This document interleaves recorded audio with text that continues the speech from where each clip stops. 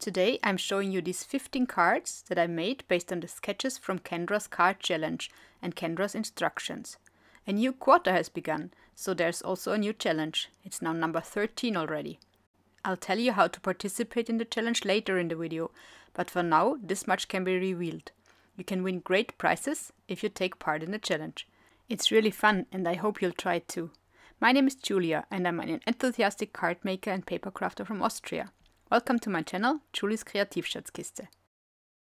I've recently become a member of the design team for Kendra's card challenge, so I'm even more excited to be able to show you this video.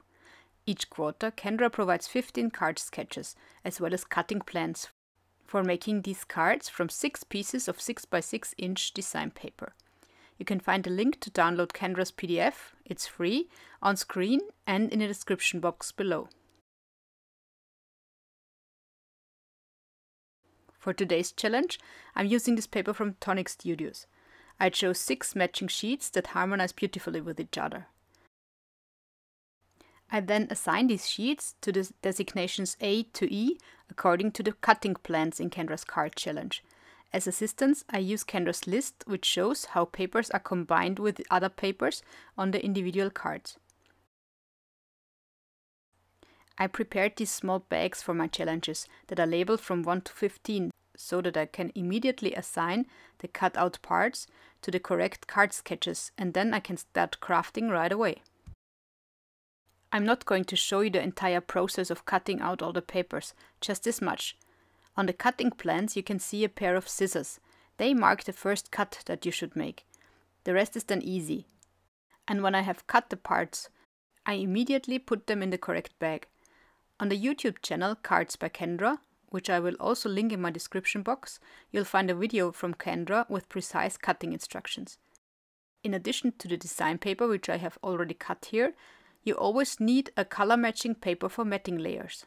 The dimensions for these matting layers are given on the individual sketches as well.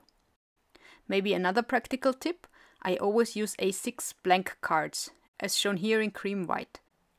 The challenge sketches are intended for the American A2 format, which is 4¼ by 5½ inches, so I shortened my cards to the 5½ inches. In terms of width they are a bit narrower than the 4¼ inches, but that doesn't matter, it works just fine that way.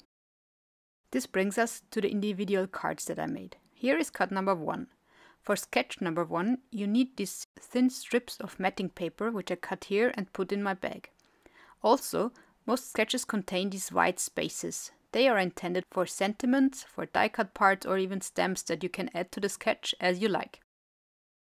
I have cut these out from white paper and I will design these white parts in my cards with the Spellbinders Betterpress. For card number 1 I used the diamond Aviary plate from Spellbinders and I used the colors Mulberry and Cosmic Sky. Since the white paper doesn't cover the entire Betterpress plate, I just picked out the section with the bird and I used that. By the way, I used the Betterpress with my Sistics fold away and I have placed an additional layer of paper under this grey plate so that the impression of the letterpress is better. Of course, it always depends on the individual die cutting machine as to whether this is necessary or not. To decorate my cards, I used die cuts from the 2023 Advent calendar from Spellbinders, which I can highly recommend. And with that, card number 1 is finished. And here comes card number 2. It is assembled according to the same principle as described previously, as are all the other cards that I will show later. I won't comment on each individual card, but rather switch on music. But before the music starts, a little note. Most of the sentiments that I use today are made with the Spellbinder set Essential Glimmer sentiments. I prepared them beforehand so that I can easily use them now. Other sentiments on my cards are part of the individual letterpress sets I used. Now let's start with the music and my gallery of 15 cards.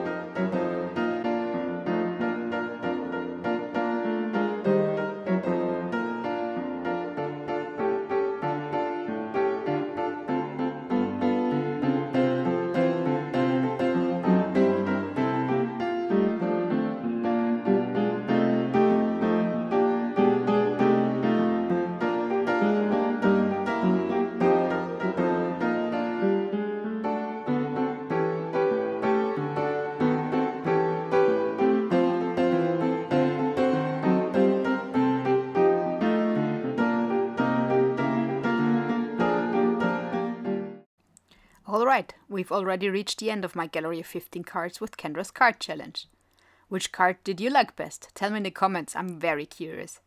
I really hope you'll try participating in Kendra's card challenge too. It's really fun and you get great unique cards out of it. All you have to do for a chance to win great prizes is upload one photo of all 15 cards that you've made to the Kendra's Card Challenge Facebook group.